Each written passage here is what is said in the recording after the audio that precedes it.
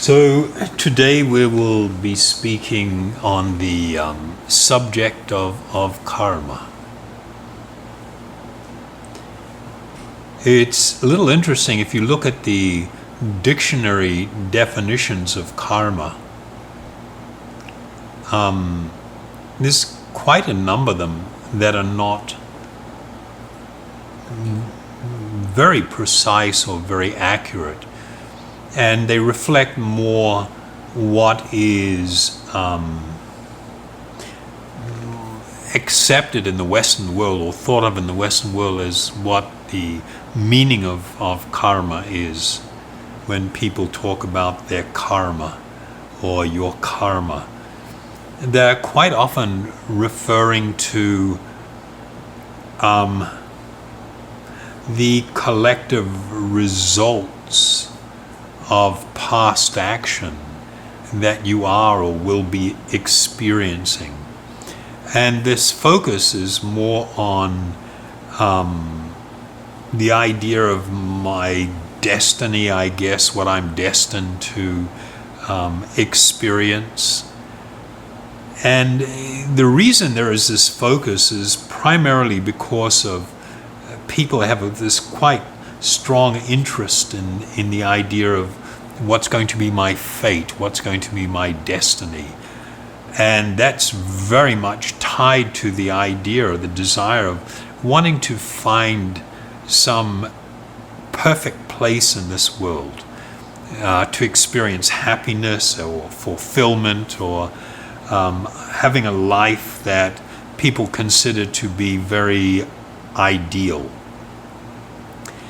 But if we ask what is the actual meaning of this word karma, the word actually denotes and solely denotes action.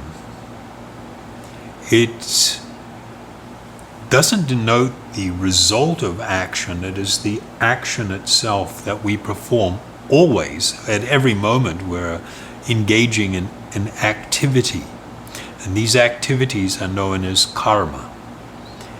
The result in Sanskrit is referred to as karma phalam. Karma phalam, this phalam means fruit. The fruit or the result of my actions. So,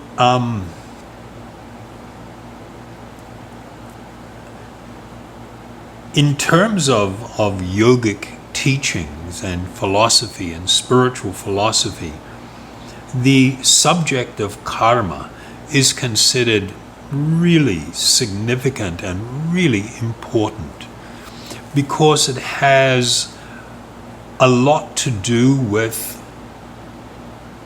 why we are going through what we go through, where we are going in life, and what is going to be the outcome or the result of this particular life. Where is that going to lead me? All of these things are intimately tied to this very important subject of karma. In the Bhagavad Gita, the 4th chapter has a lot to do with karma and a way of approaching it through what is called karma yoga, where we are introduced to this idea of acting in a way that is not going to cause us pain, is not going to cause further suffering and entanglement in this world, but we can become free from any form of real suffering condition. So in this particular verse, on the 17th verse in the 4th chapter, Krishna states, the intricacies of action are very hard to understand. Therefore, we should know properly what action is, what forbidden action is, and what inaction is. So I'm not going to speak about these 3 references to different types of action here. We're going to try and cover things in a little bit more of a broad way and offer some advice as to how a person can proceed in life to come to this point of actual happiness and relief from suffering. But before we go there, I think we need to understand how the great spiritual teachers and the yogis and the Vedas, how they deal with the subject of karma and what it actually means and why it is significant. So in order to just encapsulate it, I'm going to actually quote a verse here from the Yoga Sutra. Patanjali describes in the second pada, or the second chapter, on the 15th verse of the Yoga Sutra, to the discriminating yogi, all fruits of past actions, both pleasurable and painful, are considered sorrowful, because they all result in further bondage and suffering. So this is a bit of a shocking verse for anybody that's kind of into yoga, because it's sort of like people are like really aspiring for some heavenly situation in this world and hoping they can find some really nice experience and build almost like a heaven here on earth, if I can put it that way. But we understand from spiritual authorities that, number one, not only is this not a possibility, not in the way that people conceive of it, but continued existence, material existence, has been outright classified here as sorrowful.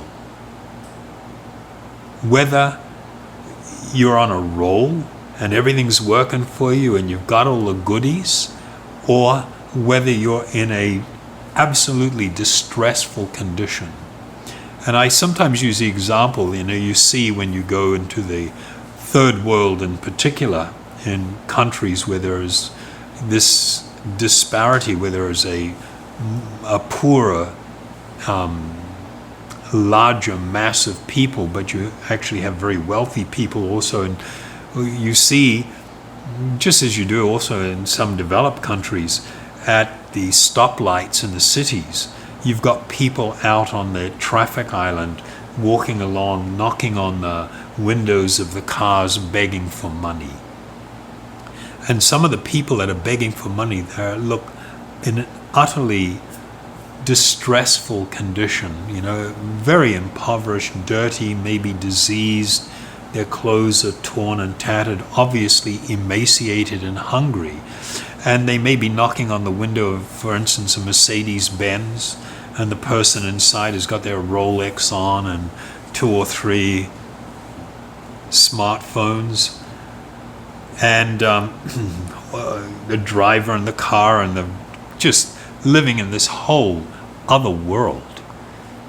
And the ordinary person looks at this scene, and they generally feel tremendous pity for the person knocking on the window begging. And they look at the other person sitting in the back of the car like, that person has arrived.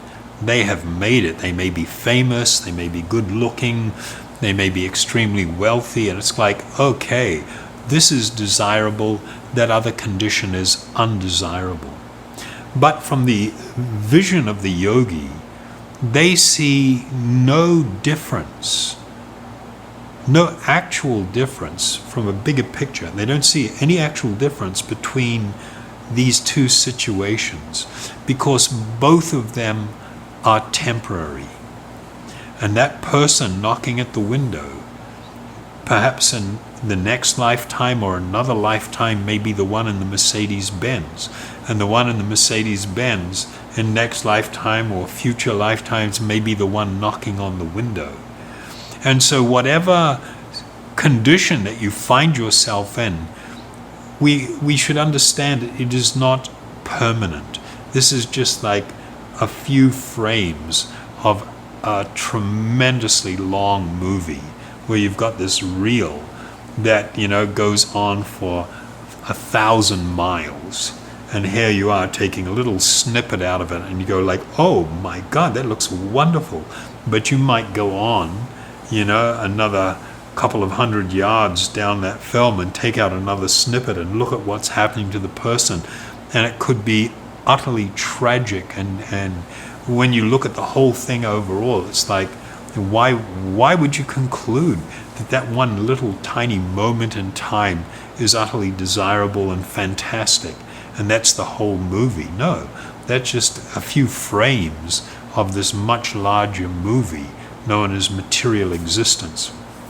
So for this reason, the yogis describe, as Patanjali has stated here, that all the fruits of past actions, both pleasurable and painful, are considered sorrowful, because they all result in further bondage and suffering. So what is this further bondage and suffering? We sometimes use the example of like people, say two people in a dungeon in some castle somewhere, and both of them are in the same dungeon, rats running around everywhere. One guy is chained to the wall with golden chains, and he's just feeling like, oh my God, look at these shackles, they're beautiful. And then he's looking at his cellmate, who's got these old rusty iron manacles on. He's in danger of getting tetanus just from them rubbing against his wrist, and he's like all depressed. Oh, my chains are so horrible, they're disgusting. You're so lucky you have golden chains. Looking at something like that, you would go, oh my God, what's wrong with this person? Doesn't he see? Both of them see that they're in exactly the same place, in experiencing the same overall situation, only they are bound by different types of metal chains. So this is the actual state of things. When you act, as you sow, so you shall reap. When you act, you must experience the result or the fruit of all your actions. It is inescapable. So even if you are in what's considered an elevated state of material existence, living in luxury or whatever, you are still acting, and the actions that you are performing will make it so that you must take birth again. You must remain within the material world. When we think of the fruit of karma, the fruit of our action, we can consider that this fruit exists in four states or conditions, and I'll liken it to plants or fruit. Right now you could be eating some fruit, and it may be tasting very sweet, or it may be tasting very bitter and have worms in it and be utterly disgusting, make you want to be sick. This is the current experience of karmic fruit that we're experiencing right now. And what we're not seeing is that we are bringing with us a whole bunch of unripened fruit, still green, hard, unripened, but they are ripening. And as they ripen, going forward in my life, I will have to taste all of these fruit also, which may be sweet or may be very sour and distasteful. In addition to these fruit I've got over here that not yet ripened, I've also got a whole bunch of young trees or plants. Some of them may be only this big, some of them may be, like 10 feet tall. And they are all in the early stages of growth. And from these growing trees, at some point down the road, still more fruit will manifest, and I will be forced to taste and experience these. But it doesn't stop there. There is more to come. Beside all these trees, I have sacks of seeds. Seeds which have not yet begun to grow and sprout and develop into trees or plants that will bear fruit.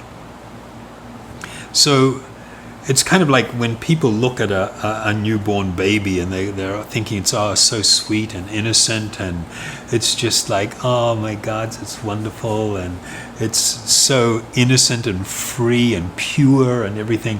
What people don't see is that child, not that it is a child, it is a living being, a person that's been around in previous lifetimes, now assumed this body, has shown up with an enormous amount of baggage.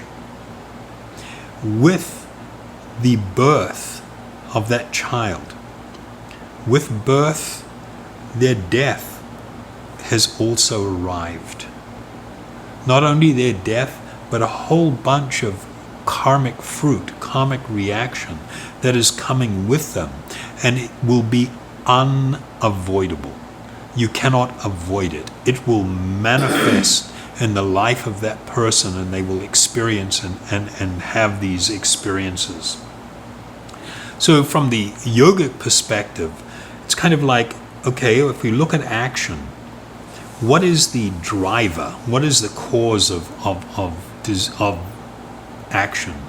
First, it usually starts with desire, and there's a whole slew of things. There is one particular, there's a few verses in the Bhagavad Gita, it talks about the contemplating, thinking about the objects of the senses, things that you see, taste, smell, hear, feel.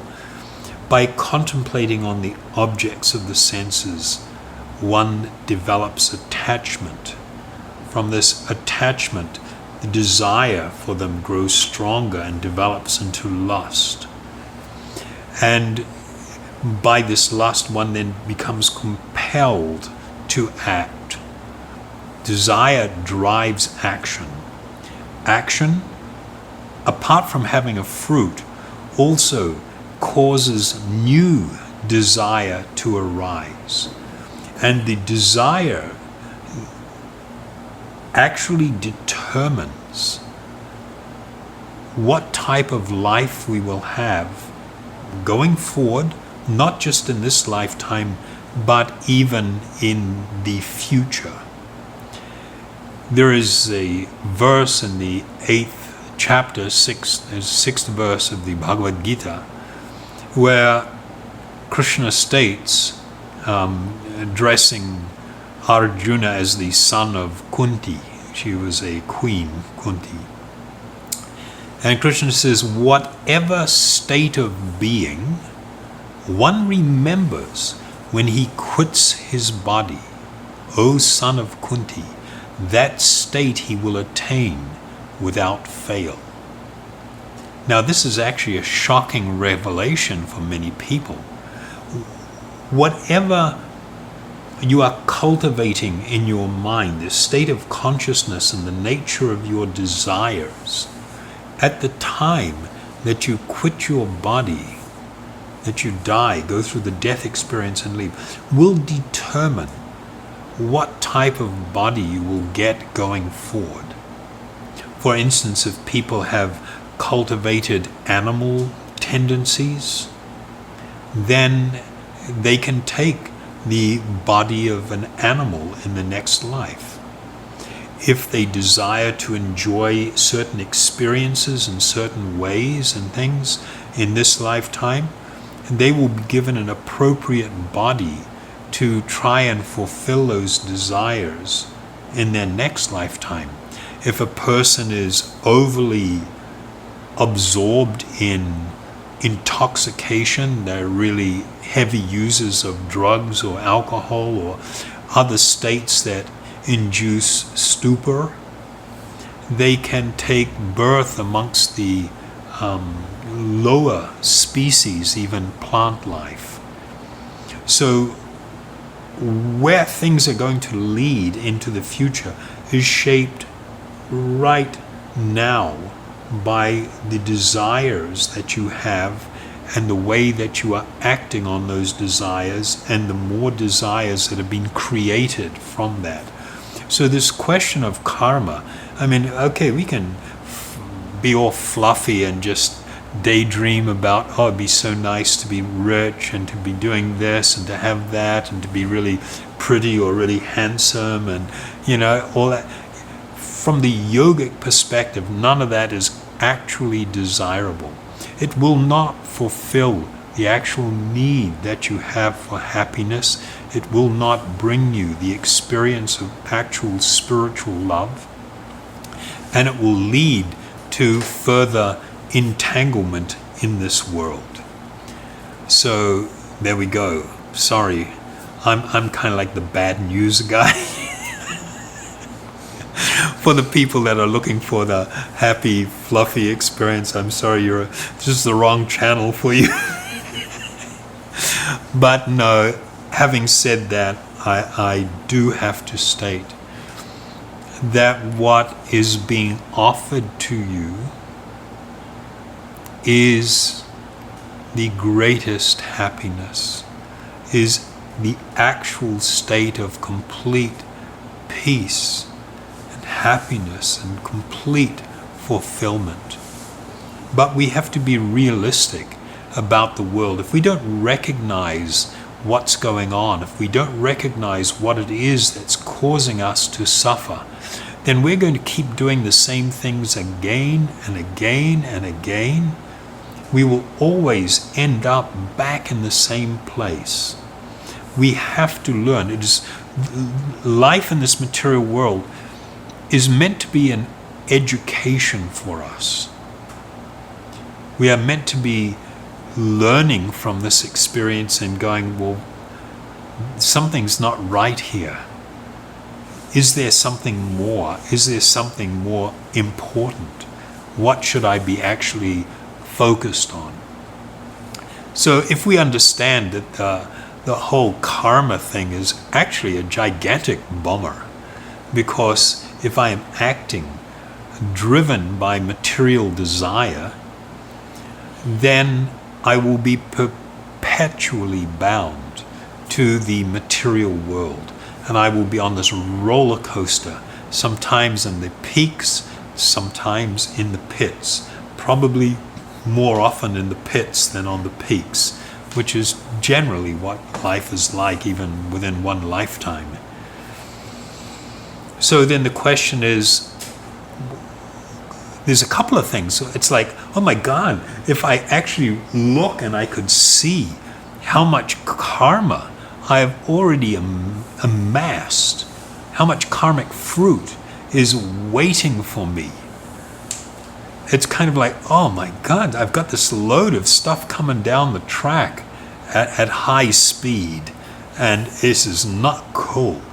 Is there any way for me to get free from all this stuff that I have to endure? Is there any way to get past it, to not be affected by it? And of course the answer is yes. Again, a verse from the Bhagavad Gita in the 6th chapter, 27th verse. Krishna says, the yogi whose mind is fixed on me verily attains the highest perfection of transcendental happiness.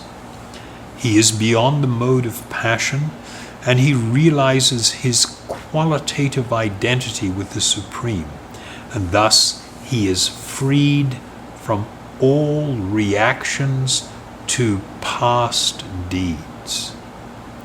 So this is the actual good news. This verse is there's a lot going on in there, and there's a lot that we could talk about. We could probably talk for 2 or 3 hours and even not sufficiently cover the depth of information that exists just within this verse. But the part that I wanted to share with you and for you to consider is that it is possible to live a life and to exist in such a state of consciousness where you now become freed from all of the reactions to past deeds.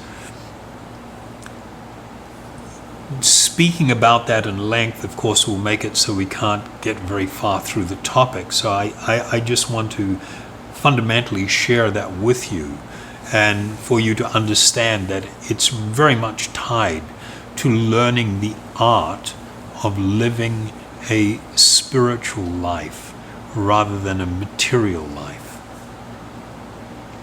So apart from this, the question of, okay, all of the stuff that I've brought with me from the past that I must suffer or enjoy, but the fact that I can become freed from that, I can cut that loose, is wonderful. But what about my life now from this point going forward? From this point going forward, how should I be living? How should I be acting? How should I be trying to shape my consciousness or improve my consciousness so my present or current actions do not result in misfortune for me? So the third chapter of the Bhagavad Gita is actually entitled Karma Yoga, and it is a really important chapter. And if a person was to carefully study this and frequently revisit it and consider it, one would be able to map out a direction in their life to make it so that they don't have to be tied to this world and to be experiencing the natural suffering that comes from material existence. There is one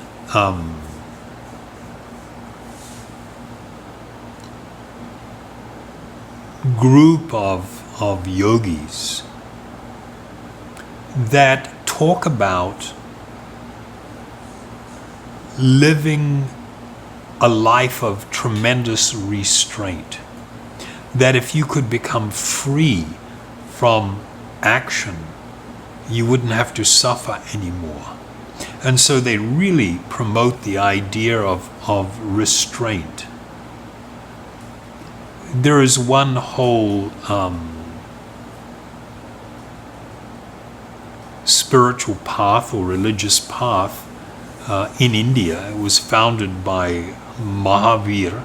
Mahavir was a contemporary of Lord Buddha, and he proposed also a system very much akin to Buddhism that is very much focused on restraint and trying so desperately hard in this lifetime not to do anything that is going to cause you to suffer in the future. However, Krishna warns about this idea. I mean, sometimes there were yogis that would go away and live in a cave, and they would, sweep the path when they walked because they don't want to step on any insect.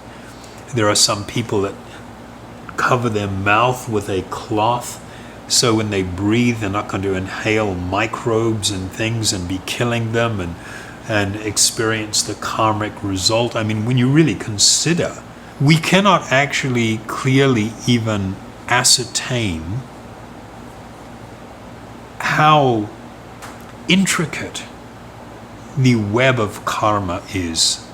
As we read earlier, it's so difficult. I mean, for instance, if I have a fight with my spouse or a friend, and then there's a big blow up, and somebody storms out of the house and slams the door, and then that argument was caused by one particular person, and now that person is going to go off and interact with other people Yeah, they are responsible for their interaction and where they disrupt and cause anxiety or suffering to others. But the person that set this whole thing in motion is also tied.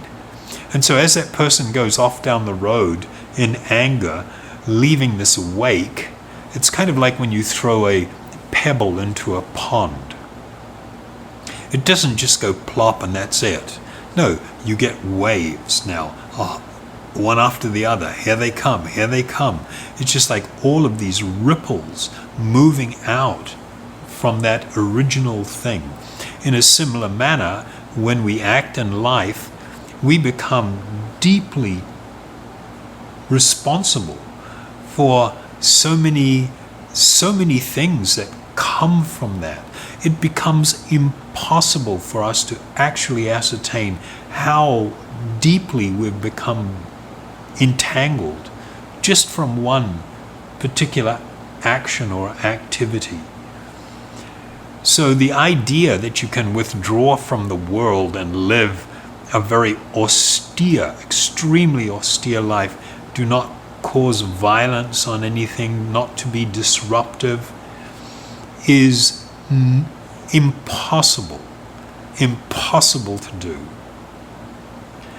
But sometimes you get people that think that this is possible, and then they will withdraw, and then they will try to live a life of artificial restraint. But what they have not been able to do is actually conquer their mind which is full of desires and is inspiring them towards other desires which will eventually manifest as action. So in the Bhagavad Gita, in the 3rd chapter, 6th verse, it states, "One who restrains the senses of action, whose mind dwells on sense objects, certainly deludes himself and is called a pretender." So this becomes the problem. And I mean, this was something I sort of somewhat encountered as a kid. I was raised not in a very religious family, but a somewhat religious family. And you go to church on Sunday and everything, and it's kind of like you're just waiting for it to be over, you know? And then you hear about you shouldn't commit sin, you shouldn't be sinful and everything. And you're in this quandary as a little kid. Oh my God, all the stuff I'm told that is sinful looks like so much fun. And not being sinful, like kneeling down in church or whatever, is like, oh, boring. And you're kind of like, why is it like that? Because there is this strong desire for happiness. And we think the happiness will come from material pleasure. And so the idea of artificial restraint doesn't change anything internally. It doesn't really change anything. But there is an alternative.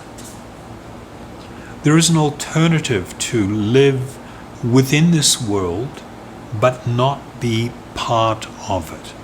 And the example is given like a lotus. I don't know if any of you have ever seen real tropical lotuses where they can grow, like huge, beautiful. And you see them sometimes in areas where the water is like swampy, dirty, disgusting, really filthy water. Yet the lotus rises above it. And it opens, and it is fragrant, it is dazzlingly beautiful. It is just like so wonderful to see.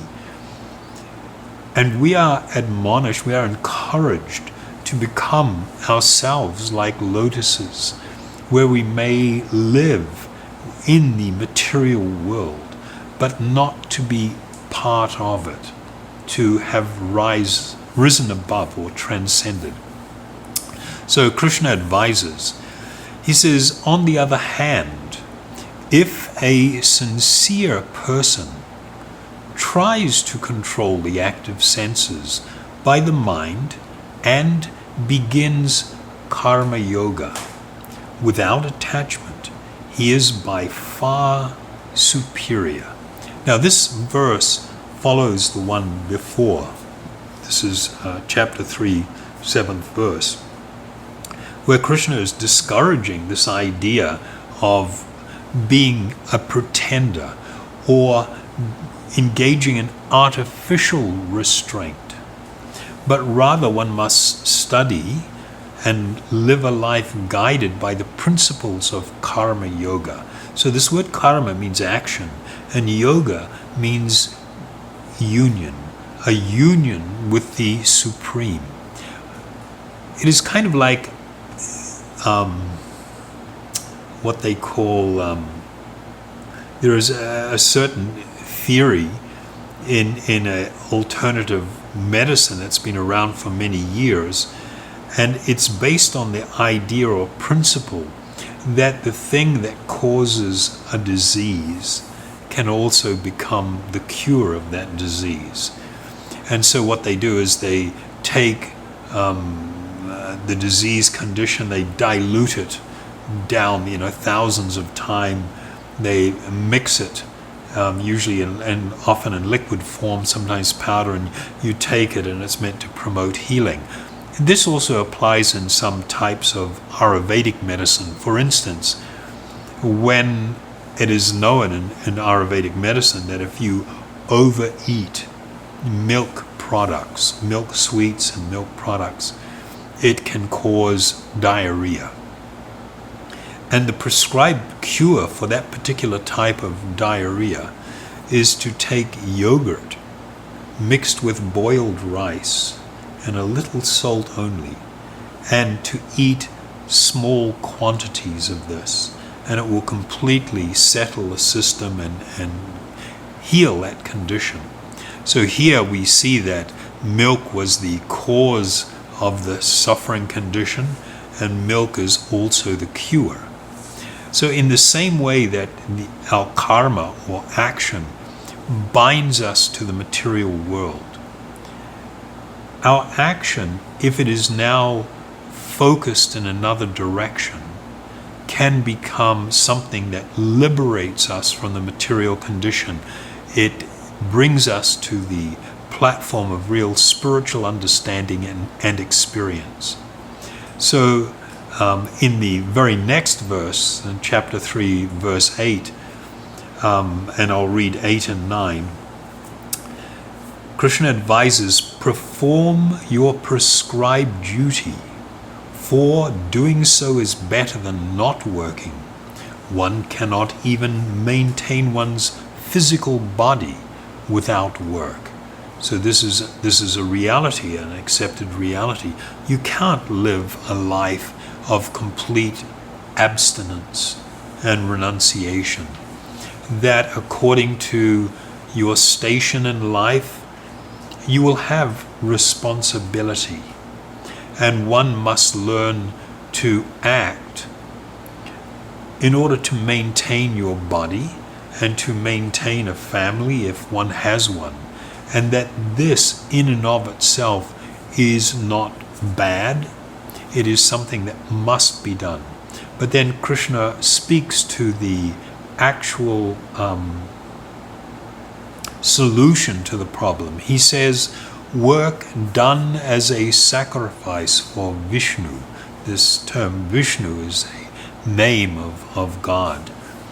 Work done as a sacrifice for Vishnu has to be performed. Otherwise, work causes bondage in this material world. Therefore, O son of Kunti, this is another name for Arjuna. Therefore, O son of Kunti, perform your prescribed duties for his satisfaction, and in that way you will always remain free from bondage. So here we have like a solution. Okay, we've learned that if we attain a transcendental position, all the load of past karma, the fruit of all the past karma, can be terminated. We can become free from that. And from this point in our life going forward, if we live a life that is focused on not me being the center of it and I'm doing everything simply for myself, but rather I act with a sense of duty and responsibility, and I act in a way offering and wanting to be pleasing to God, to the Supreme, then the very activity that I undertake in this life can become the source of my spiritual emancipation. So it's about refocusing, the refocusing of our life, the purpose, the actual real, discovering the real purpose of our life. Most people think the purpose of their life is to find happiness, that they are this body, that I'm simply going to feed material desires in the hope that I will become happy. No, that is not the purpose of your existence. The purpose of your existence is to regain this lost condition of perfect spiritual love and engaging in a mood of great devotion and service to both the Supreme Lord and to His children, that I will be able to again experience that which has been lost to me, and I will attain a condition of the highest spiritual happiness. So this now becomes about living a transcendental life even while being within this body.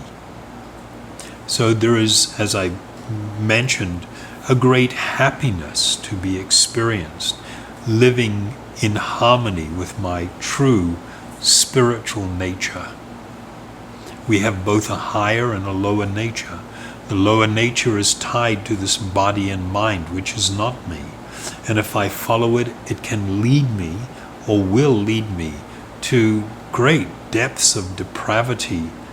I can behave like an animal. I can be so cruel and cold-hearted towards other living beings. I can simply exploit and use. I'm capable of the most horrible things by following this lower nature that is tied to my material body and mind.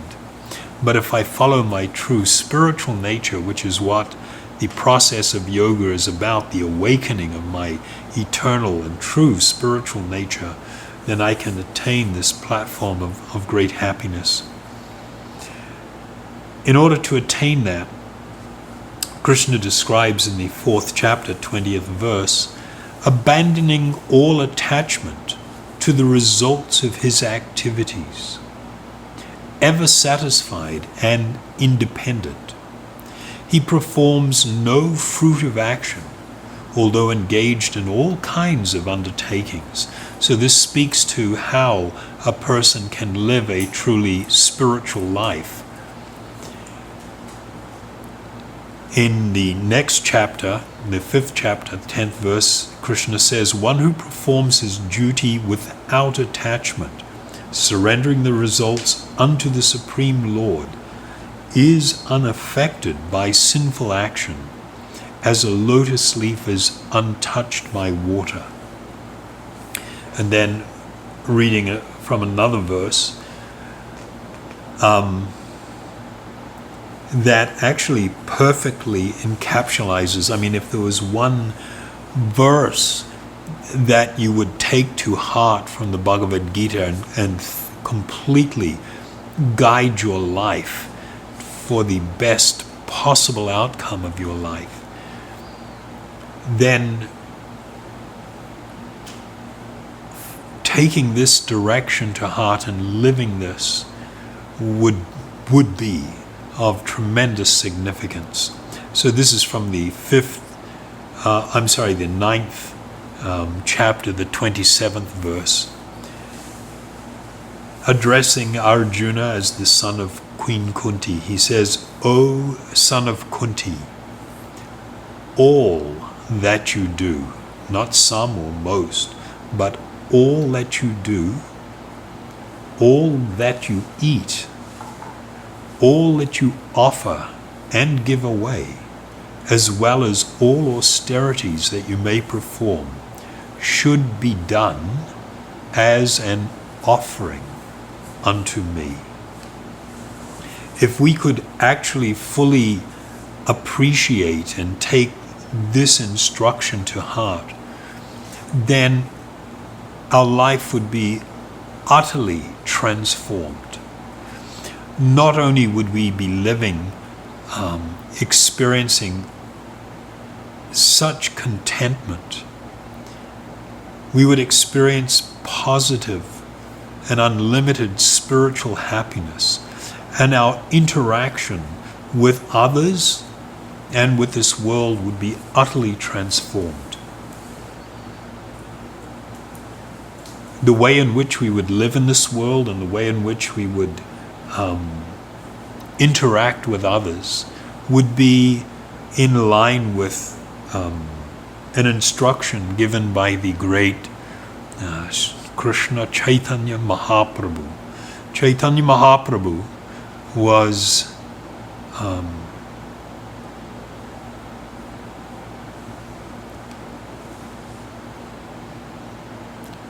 this wonderful spiritual personality, a true spiritual giant who appeared in this world over 535 years ago. He is accepted by his followers as being an actual incarnation of God. And he spoke about how a person who has come to this platform should act and live. Even if you have not yet come to this position, by acting in this way, your life will become perfect. He describes that it is the duty of every living being to perform welfare activities for the benefit of others with his life, with his wealth, intelligence, and words.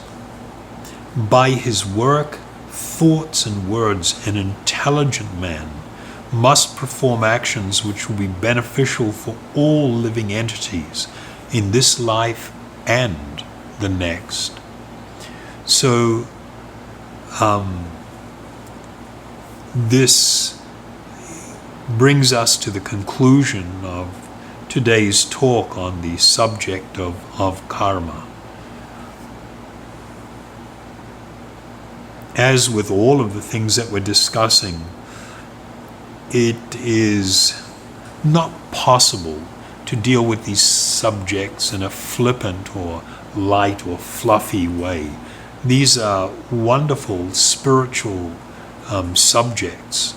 You know, we've had 8 discourses on different topics and how they should be seen or considered from the perspective of the wonderful spiritual philosophy given in the Bhagavad Gita.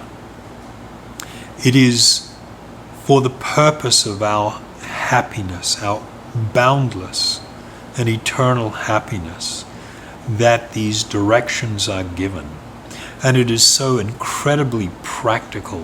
One doesn't have to run off to the mountains. One does not have to become a renounced monk and live in a cave.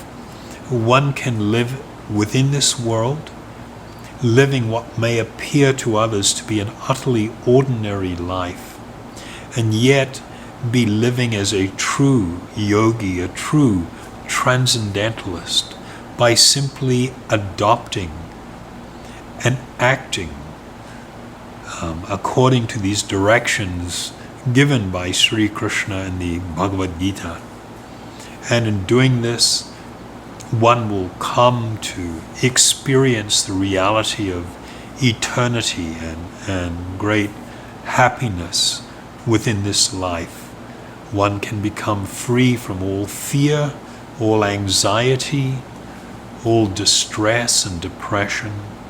One can become truly happy and completely peaceful by adopting these instructions to the best of our ability. One is not required to join anything or to become a member of any organization or anything like this. We are talking about a personal and individual pursuit. So I ask you to consider these messages, to take them to heart, and in your own humble way apply to your personal life even parts of these instructions, and it will have a tremendous impact and effect on your life. So with that, I would like to thank you very much for being with us through this series, and look forward to speaking on other subjects and sharing with you what I have received from my spiritual teachers, my spiritual masters. For I know it to be the greatest of treasures, this spiritual knowledge. So thank you very much, and invite you to join with us in Kirtan meditation to close out our talk today. Thank you. Namaste.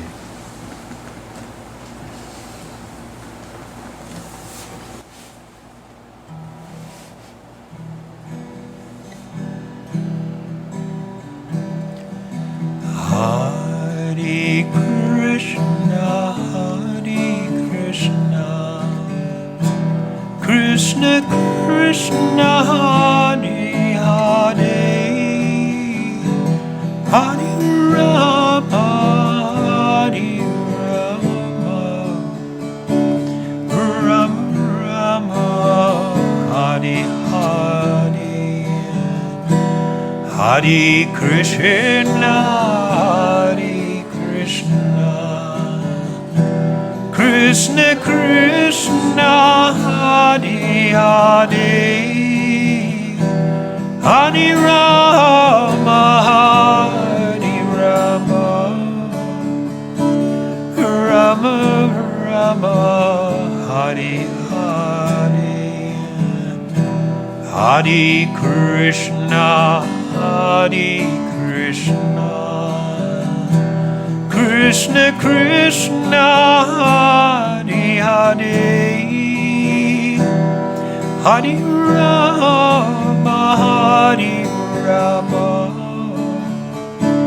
Rama Rama, Hare Hare, Hare Krishna, Hare Krishna, Krishna Krishna, Hare Hare, Hare Rama, Hare Rama, Rama Rama, Hare Hare, Hare Krishna, Hare Krishna, Krishna Krishna, Hare Hare, Hare Rama, Hare Rama, Rama Rama, Hare Hare, Hare Krishna, Hare Krishna, Krishna Krishna, Hare Hare, Hare Rama, Hare Rama, Rama Rama, Hare Hare, Hare Krishna, Hare Krishna, Krishna Krishna, Hare Hare, Hare Rama, Hare Rama, Rama Rama, Hare Hare, Hare Krishna, Hare Krishna, Krishna Krishna, Hare Hare, Hare Rama, Hare Rama, Rama Rama, Hare Hare, Hare Krishna, Krishna Krishna, Hare Hare, Hare Rama, Rama Rama, Hare Hare, Hare Krishna, Krishna Krishna, Hare Hare, Hare Rama, Rama Rama, Hare Hare, Hare Krishna, Krishna Krishna, Hare Hare, Hare Rama, Rama Rama, Hare Hare, Hare Krishna, Krishna Krishna, Hare Hare, Hare Rama, Rama Rama, Hare Hare, Hare Krishna, Krishna Krishna, Hare Hare, Hare Rama, Rama Rama, Hare Hare, Hare Krishna, Krishna Krishna, Hare Hare, Hare Rama, Rama Rama, Hare Hare, Hare Krishna, Krishna Krishna, Hare Hare, Hare Rama, Rama Rama, Hare Hare, Hare Krishna, Krishna Krishna, Hare Hare, Hare Rama, Rama Rama, Hare Hare, Hare Krishna, Krishna Krishna, Hare Hare, Hare Rama, Rama Rama, Hare Hare, Hare Krishna, Krishna Krishna,